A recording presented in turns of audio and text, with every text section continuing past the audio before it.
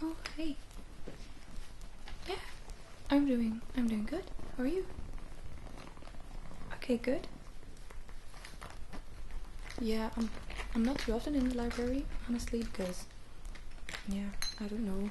I like working at home better, but I was noticing that I wasn't doing very well today, so I thought I'd give it a try. Yeah, so I'm doing my master research, and I'm just trying to get into literature right now. I'm working at a research group working on pollinators right now. It's a pretty diverse group, really, because well, for instance, I have a PhD student that works on determination of bee and butterfly species based on their wings and stuff like that. Yeah, I think it's really cool. It's he's even creating an app for it now. So if you at home, if you make a photograph of a bee in your garden, and the app will read like the lines in the wings, and it can tell you which species it is, and it can even be used to determine fossils. If in a fossil the little lines of the wings are left, and he could use it to determine like many old bee species. So it's pretty amazing, really. There's also this girl that's working on really specific plant-pollinator interaction. I don't know exactly which species it was anymore, but she's going to Panama soon, so yeah, that's pretty good. So yeah, I will be working on the species distribution models. I don't know if you've heard of that before. No, so okay. A species distribution model is basically a map of where a species occurs, and you do it with things that you so you have species and you found it in a few places, and then you look at the places where you found them. So you may look at the soil, what kind of soil is it, sand or clay, or was it a pond or whatever. You can also look at climatic variables, so how warm or how cold does it get there, and then you try to link these things to the species, whether it's in a certain place or not, and then you can try to predict where species will be in other places where you haven't sampled, so where you haven't looked for species. So you can also make it to predict future, so that's what's happening a lot now, right? So the climate's was getting warmer mostly, so many species are shifting to the north, so that's based on species distribution models. So basically anything that you think that can affect the distribution of a species, so it can also be other species, for instance, then you can try to put it in. Does that make any sense? Well, it's a bit complicated. I'm starting to make sense of it now because I've been reading about it for quite a long time. Yeah, so what I am going to do is I'm going to have bee species, and bees are a bit difficult to model this way because, well, bees fly around. So what if you found a bee in a certain place and it doesn't really live there, it just happened to fly around there for the time that you were there, and then but it's not its usual habitat. That will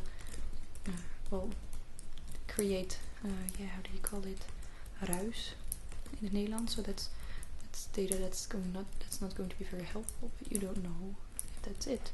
And some bee species in the Netherlands are really common.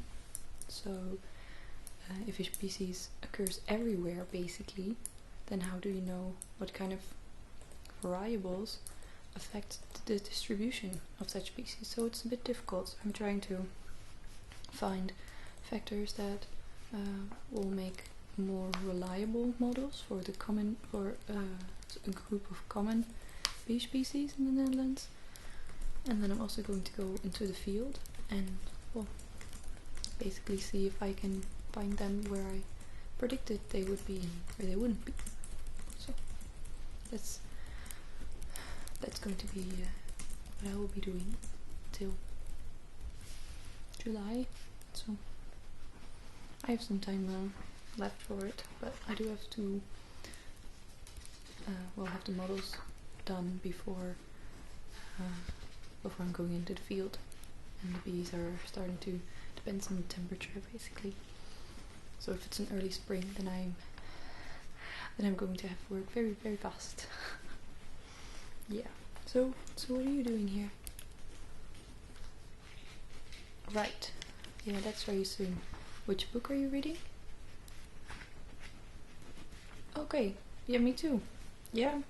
It's not I'm having trouble reading the book because it's basically very mathematical for a biology book. Yeah.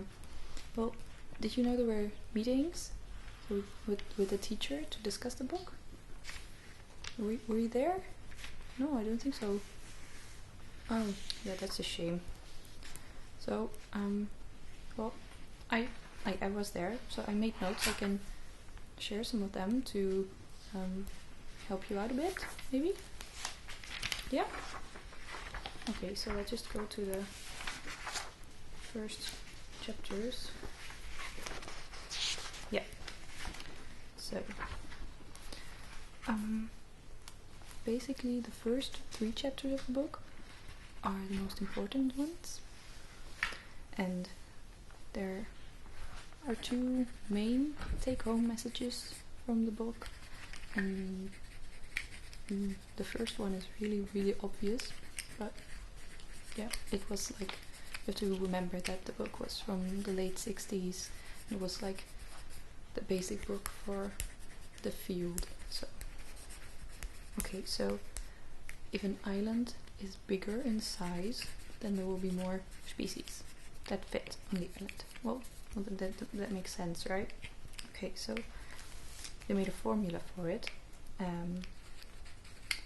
S equals S for species. Species equals a constant, certain constant that apparently, that's the part that I don't really understand, because I don't know where that constant comes from, because it differs for different taxa of species and different areas in the world, but I don't know how they determine C then, times the area of an island to the power of Z.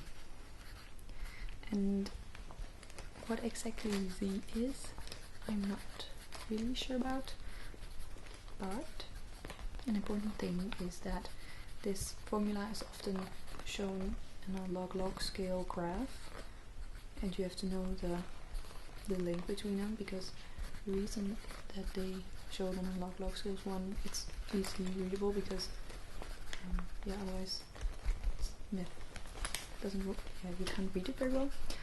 And the Z is the slope of the line. Do you get that?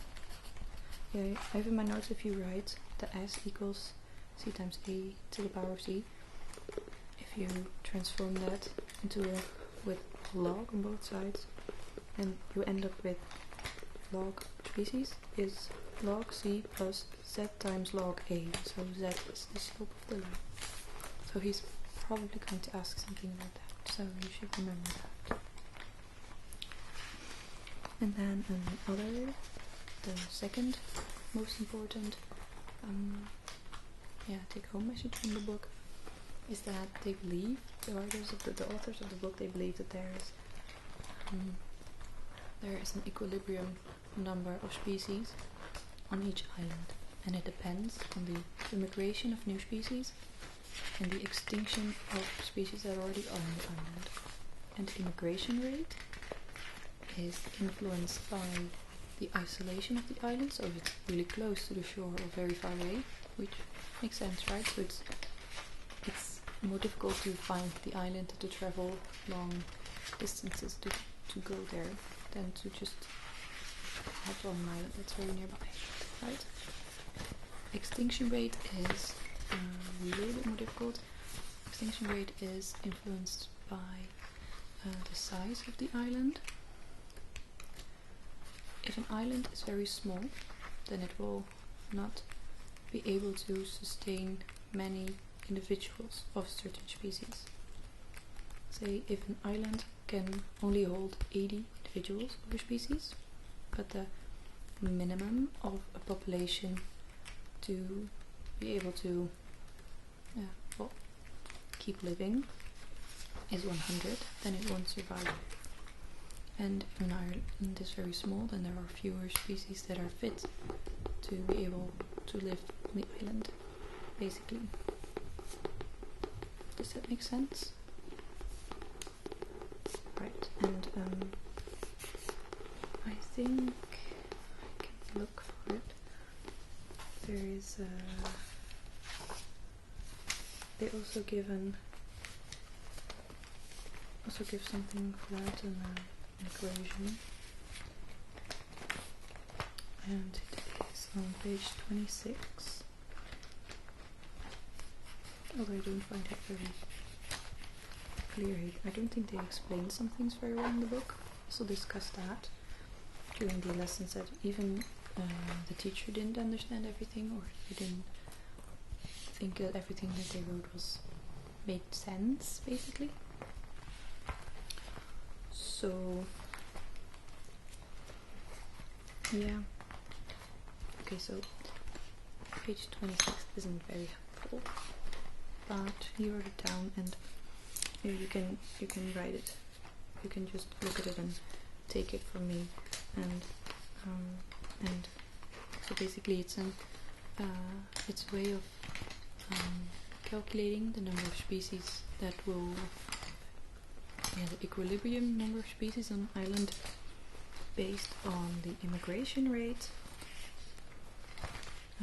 the number of species that are available from the mainland to go there, the species pool it's called, and the extinction rate.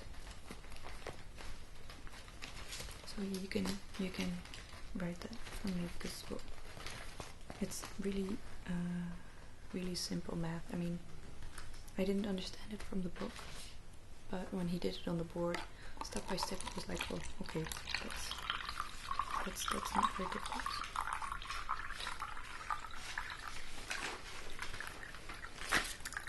Okay, so what else? Because I do think that those are the most important ones. And there's one other thing that's pretty important, and that's, what was it?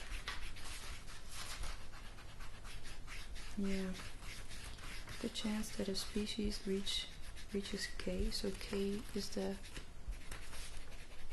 maximum carrying capacity of an island. So that's the maximum number of individuals that would fit on the island, or an island in this case. You have a K on the mainland, so we're not going into that. So the chance that a species reaches K after colonization, so after reaching the island, is R divided by Tadaah. So it was R divided by birth rate, and R is birth rate minus death rate. Right. And basically that, so it wasn't very obvious, and we discussed it quite a bit in class, but basically it means that if you want to have a good colonizer, your R obviously has to be positive, because if your death rate is higher than your birth rate, then your population is going down instead of up. But by dividing by birth rate, it also means that if you have a positive R with a high birth rate and then a high death rate, that would basically hand you to have a very low death rate and a slightly higher birth rate, and then the chances are bigger. I don't really understand why.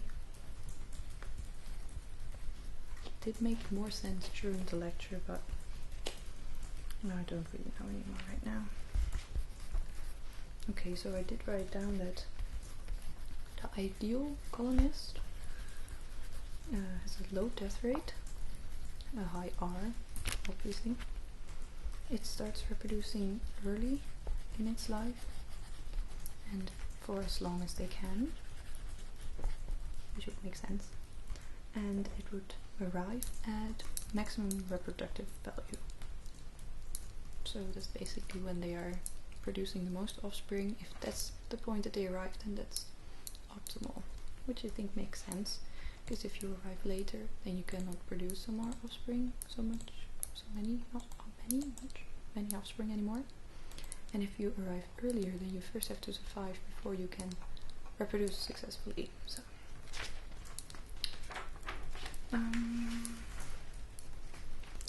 yeah, then we had chapter 6, which had a few very odd things. So he's also going to ask one of the things, is there something in the book that you don't agree with, or do you even saw something that was actually wrong? So I had some issues here, so we could use that and discuss that. Yeah, so one of the things was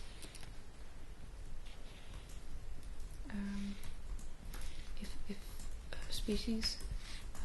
species have an active form of dispersal, so from the mainland to other places, then that would lead to a normal distribution distance traveled, which made no sense to me, so that was a bit weird.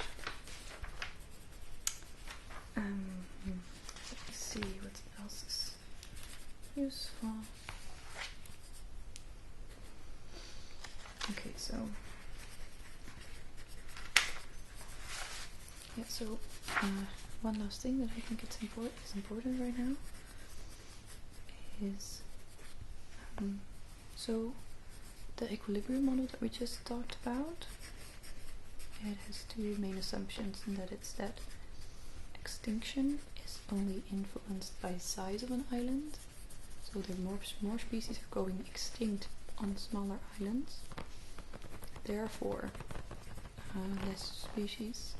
fewer species will persist on a small island, and immigration is only influenced by isolation, so how far an island away is from the shore.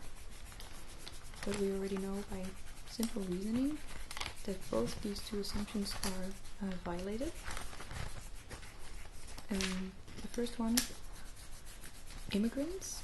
So if you have a higher immigration rate, then there's a higher chance that new individuals from a certain species can save their population. So if the population is going down for any reason, if there are constantly individuals immigrating, then it will be able to sustain the population. So therefore, extinction is also influenced by isolation. So extinction rates should be lower on near islands. Not only on smaller islands, but also near islands. And there's another thing. Larger islands are more likely to be encountered by immigrants. So if an island is very far away, but it's also very large, well, it's gonna have a higher immigration rate than a small island on the same distance. So immigration is not only influenced by isolation, but also by size. Right? Does that make sense? Yeah. Okay. I think that those are my most important notes. You can just look through them, but if you know this stuff, then I think you're gonna pass the test. There's of course some smaller stuff. No, I think that should do it. Okay. If that helped you, you can look through my notes. And then I'm going to go back to reading.